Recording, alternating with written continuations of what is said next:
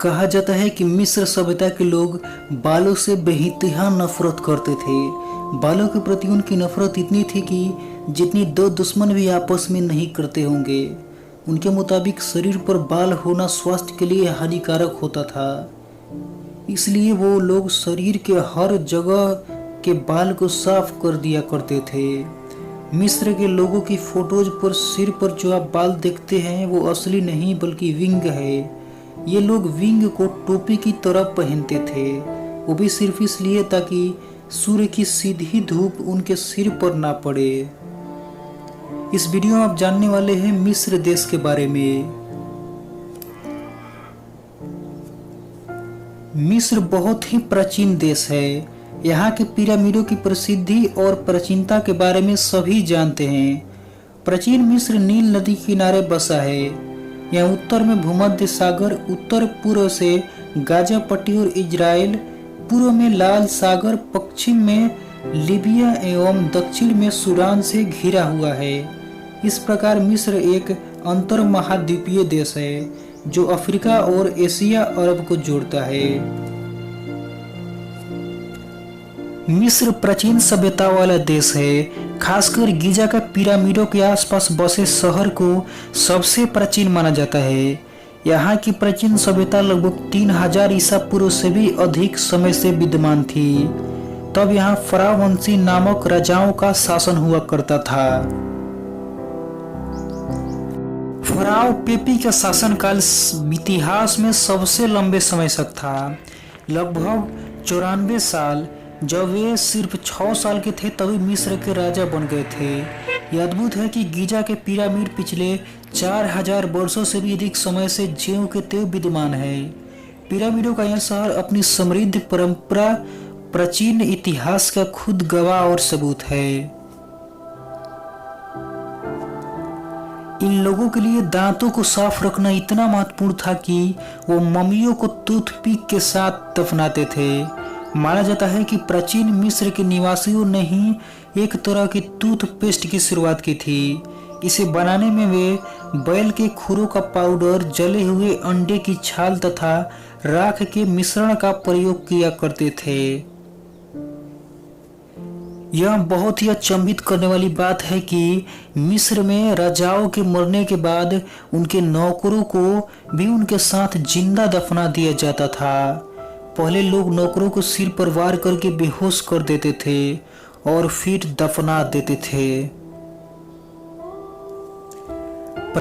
प्राचीन भारत में सिंधु नदी का बंदरगाह अरब और भारतीय संस्कृति का मिलन केंद्र था।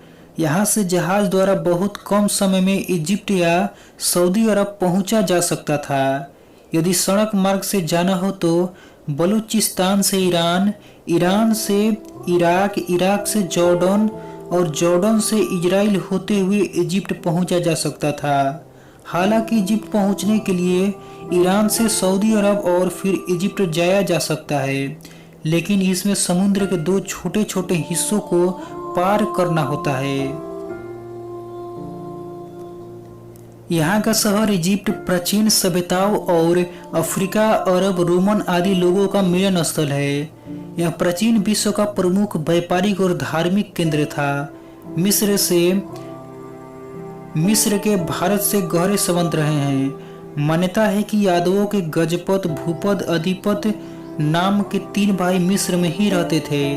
गजपत ने अपने भाइयों से झगड़ने के चलते उसने मिस्र छोड़कर अफगानिस्तान के पास एक गजपत नगर बसाया था। गजपत बहुत ही शक्तिशाली था। मिस्र में सूर्य को सर्वश्रेष्ठ चिकित्सा देवता के रूप में माना जाता है। भारतीयों ने कहा है कि आरोग्य भास्कर दीक्षित, यहाँ अनेक औषधियां भारत से मंगाई जाती थी।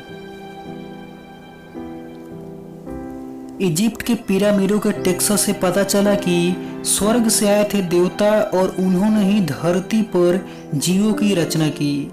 इजिप्ट के राजा उन्हें अपना पूर्वज मानते थे। उन्होंने इजिप्ट वासियों को कई तरह का ज्ञान दिया। उनकी कई पीढ़ियों ने यहाँ शासन किया।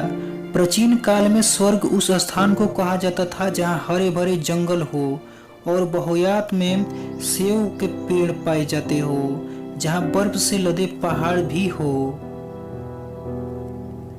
माना जाता है कि सन 400 से 800 के बीच मिस्र के ज़्यादातर लोग ईसाई धर्म के फॉलोअर थे, लेकिन 10वीं सदी के मध्य में मुसलमानों के हमले के बाद बड़ी संख्या में लोगों का धर्म परिवर्तन हुआ और उन्होंने इस्लाम कबूल कर लिया। बाद में उनकी कॉप्टिक भाषा की जगह भी अरबी भाषा ने ले ली। अलेक्जेंड्रिया में जन्मी हुई क्लियोपेट्रा यूनानी परिवार मक्लोडिया से ताल्लुक रखती थी। क्लियोपेट्रा टॉलमी वंश की सबसे पहली सदस्य थी जो मिस्र की भाषा बोल सकती थी, लेकिन आश्चर्यजनक बात है कि वो मिस्र वंश की नहीं थी। पूरी दुनिया के विपरीत मिस्र की महिलाएं जमीन खरीद सकती थी, जज बन सकती थी और अपनी वसीयत भी लिख सकती थी। अगर वह बाहर काम करती थी तो उन्हें समान वेतन दिया जाता था। वह तलाक भी दे सकती थी और फिर से शादी भी कर सकती थी। वह शादी से पहले कॉन्ट्रैक्ट भी कर सकती थी, जिसमें वह शादी में लाई गई वस्तुओं के बारे में अपने विचार प्रस्तुत कर सकती थी, यानी कि वह पूरी तरह से स्वतंत्र थी। वैसे तो प्राचीन मिस्र के चित्रों में आपने देखा ही होगा कि यहाँ के राजा पतले और तंदुरुस्त होते थे, लेकिन मम्मियों के परीक्षण के बाद यह बात सामने आई कि फराओं की कमर चौड़ी होती थी। उनकी खुराक में शराब, शहद, बियर तथा ब्रेड और अधिक चीनी वाले पदार्थ अधिक मात्रा में थे। उनमें से कई मधुमेह के शिकार भी थे। प्राचीन मिस्र में अगर कोई बौना पैदा होता था तो उसको बहुत खुशकिस्मत माना जाता था, क्योंकि उसका बौना उसको आसानी से नौकरी दिला देता था। नौकरी भी ऐसी वैसी नहीं, बल्कि सोने के कारखाने में। विचित्र शक्ल वाले लोग जल्दी से पहचान में आ जाते थे, इसलिए उनको पकड़ना बेहद ही आसान होता था।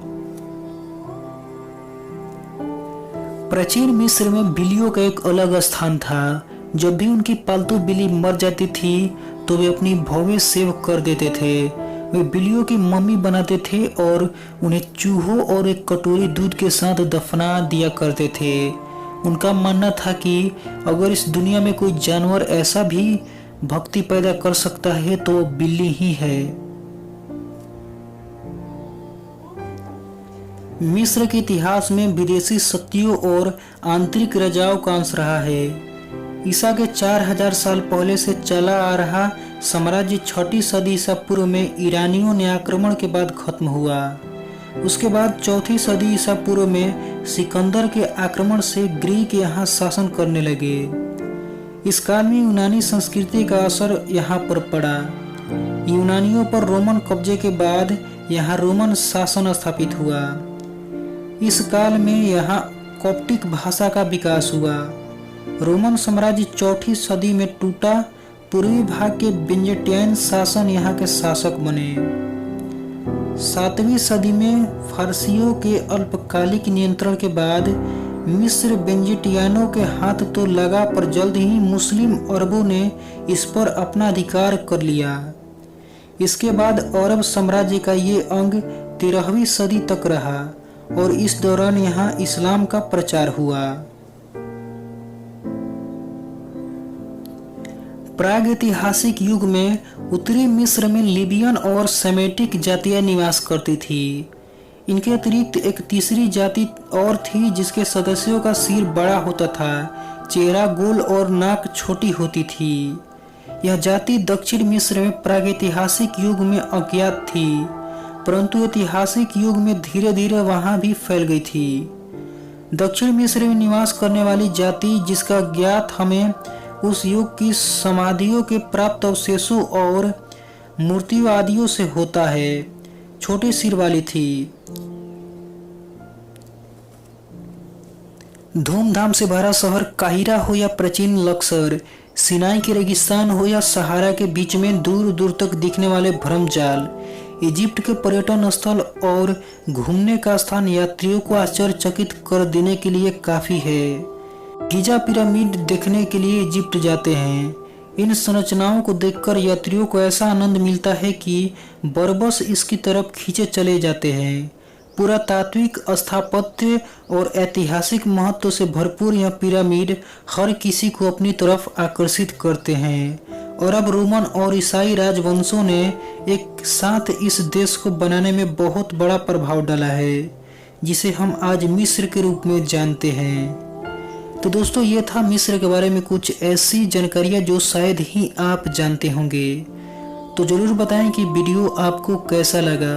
अगर पसंद आया है तो इसे लाइक करें और हमारे चैनल को ज़रूर सब्सक्राइब करें और पास में पड़े बेल आइकन पर भी दबा दें, ताकि मैं जब भी नया वीडियो डालूँ आपको सबसे पहले मिल सके।